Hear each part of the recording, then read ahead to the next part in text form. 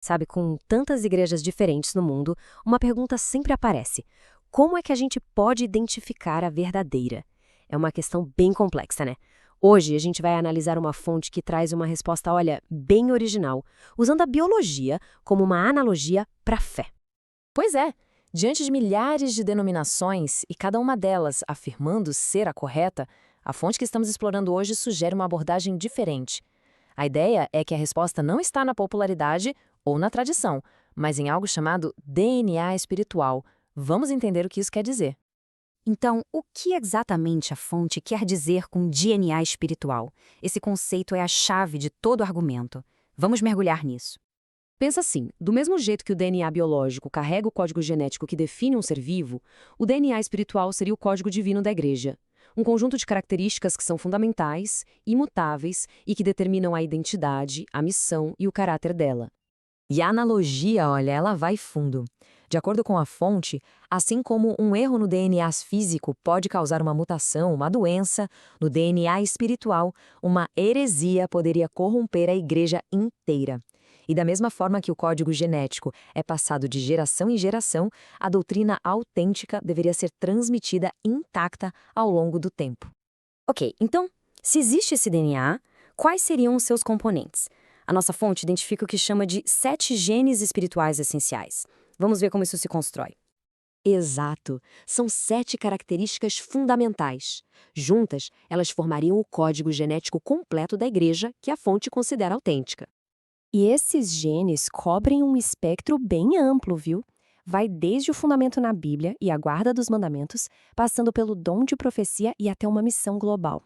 A lista também inclui uma teologia bem específica e o caráter dos seus membros. Vamos detalhar um pouco mais esses pontos. Os primeiros 4 genes, segundo a fonte, formam a base da identidade.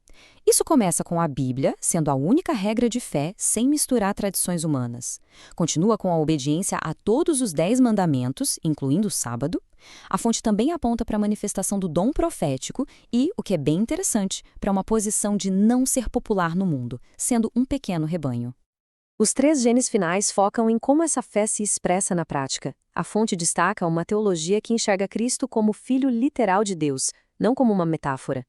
A missão é bem definida: pregar as 3 mensagens angélicas de Apocalipse 14, que são vistas como um chamado final ao mundo.